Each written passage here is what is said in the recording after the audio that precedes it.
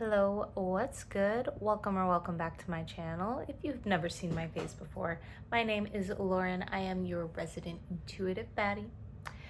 And I'm being guided to talk to you today about cheating, which is kind of interesting because I have never directly dealt with cheating in my life. I'm not a cheater, and to my knowledge, I have never been cheated on. However, I do believe this is coming through me because I can offer, I want to say, a more compassionate perspective.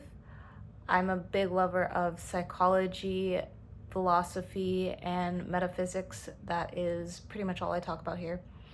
And yeah, I think I am able to kind of look at it from a point of view that separates the person from the behavior. So yeah, let's get into it.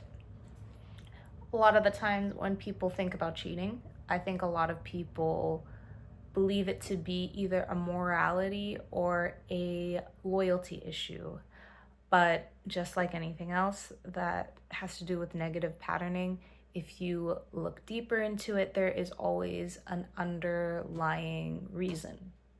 And I truly believe that in life, if you understand the patterns that you are running on, it doesn't excuse the behavior, but it helps to explain. And in the long run, if you want to heal, then you can use that information to do so. So I broke this down into 3 core patterns that I think are, I guess, the biggest reasons for cheating to happen. So the first one that I have is lack. I think, I feel that there's some people who result to cheating do it because they feel like there's something missing inside of them.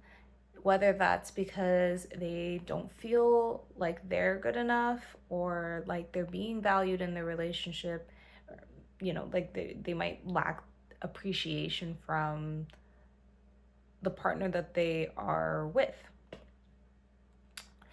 And if somebody new gives them attention, it can feel really good. So it's not that they're chasing a desire per se, they are chasing the feeling that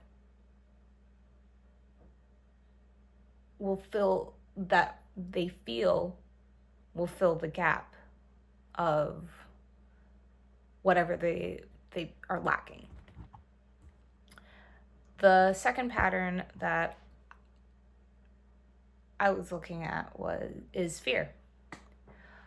I think there's a number of people who can identify with being afraid of fully committing. Being vulnerable is kind of scary, And, facing problems in a relationship also can feel scary. So instead of dealing with the fear head on, they create distance. And cheating just kind of becomes a way to avoid having a deeper conversation. The last reasoning, or the last pattern that I was looking at, is more of the human one. I have it written down as growth or confusion. And what I mean by that is sometimes people either start their relationships really young or they start a relationship at a time that they don't fully know themselves yet. And this is something that I actually identify with. Or have an experience in. And the truth is that people grow over time. And unfortunately, sometimes you don't grow at the same rate as your partner. So they might So it's very possible that there are, sorry, let me rephrase. The reason why I'm saying this is the more human reason is because I can really put myself in the shoes of somebody who might be in a comfortable long-term relationship and then meeting somebody who feels more aligned with the current version of themselves. And basically what happens here is it creates confusion and inner conflict because of course you don't want to hurt the person that you're currently with, or maybe because it's stable and there's nothing actually wrong, you don't want to leave because it's a good thing. But at the same time, there's this pull to something that feels more aligned to you. And I think it more so comes from a space of just not really knowing how to explore it. Where this still is an issue and it still isn't okay is what should be done is just being honest and then being able to explore it outright or figure it out in transparency. But at the same time, it's hard. I can totally get it. It's hard because that in itself already I want to say it already puts a nail in the coffin. So when you're looking at cheating through the lens of these patterns, right? You start to realize that it's less about the moment. It's more about the pattern underneath. And what my guides are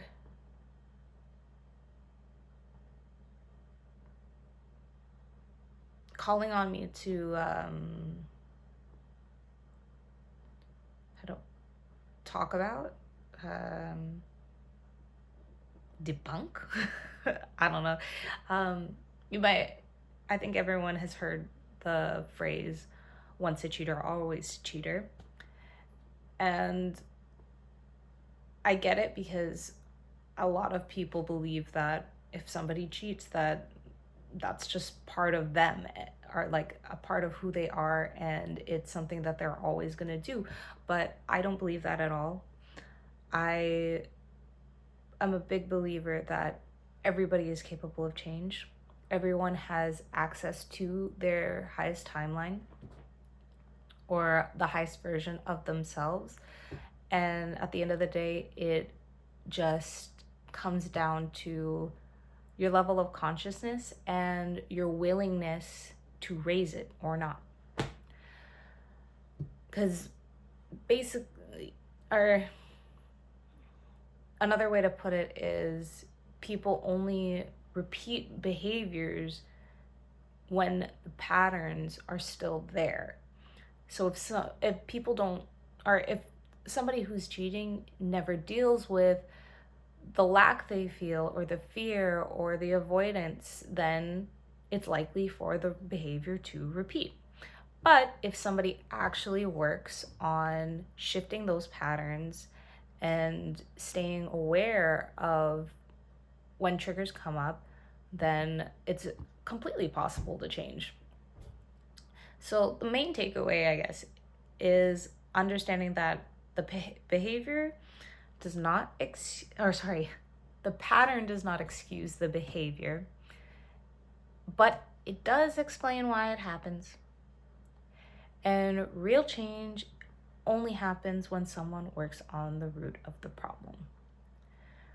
So I believe there's three-ish groups of people that this message is meant for. So I think the first one would be if you were cheated on, what I first want to say is it was not your fault. And someone's cheating doesn't mean that you weren't enough.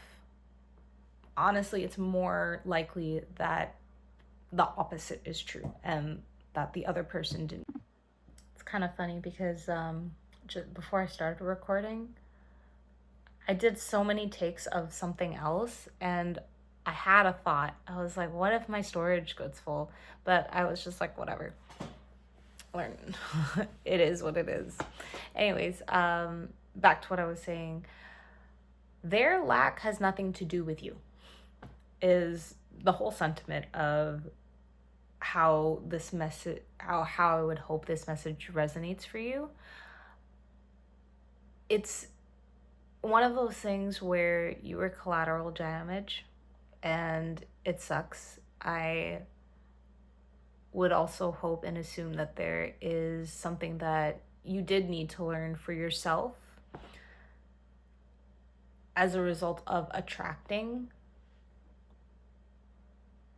this type of connection.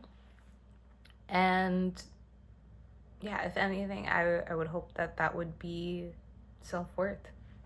You are worthy regardless of how people treat you, and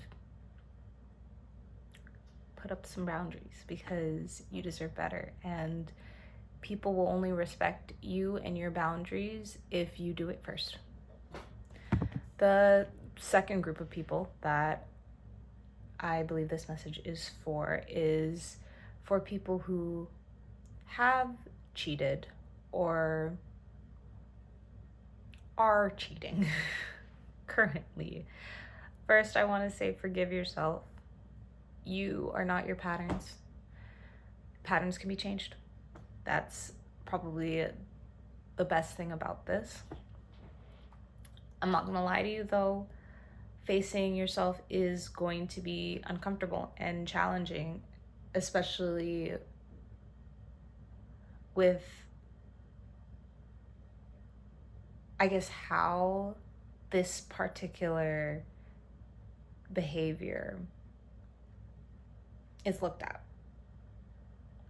But you have to be honest with yourself about why it happened. And you have to understand what that deeper reason is so that you can break the pattern. And trust me that doing that work will make you feel so much freer, and you'll be able to have a much more honest life with yourself and attract really great things. Yeah, there's no better freedom than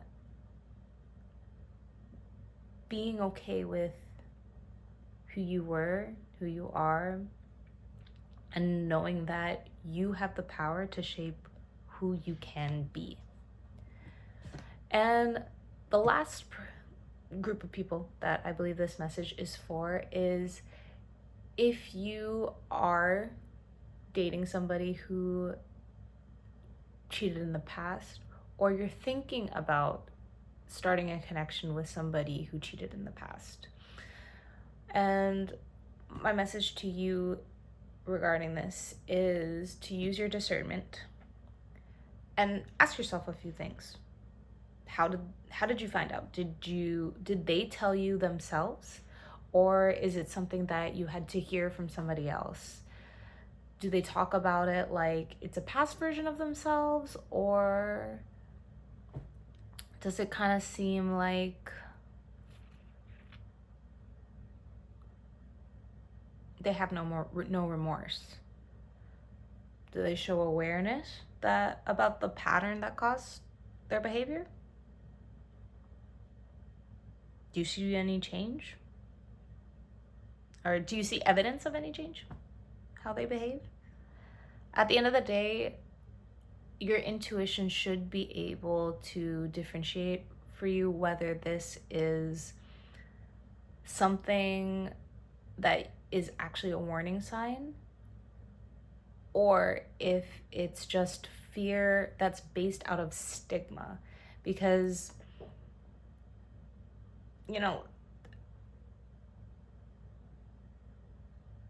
rightfully so, it's understandable to have fears that they'll slip into old patterns, especially if this is a connection that is new and you haven't dealt with this person for as seeming I don't know, for enough time to be able to pick up on whether the pattern is reoccurring still or not. But yeah, again, people can repeat patterns, but people can also grow. And the question isn't about what they've done. The real question is about whether they face the reason behind it and whether they are willing to take responsibility and accountability for those actions and make a different choice for their future.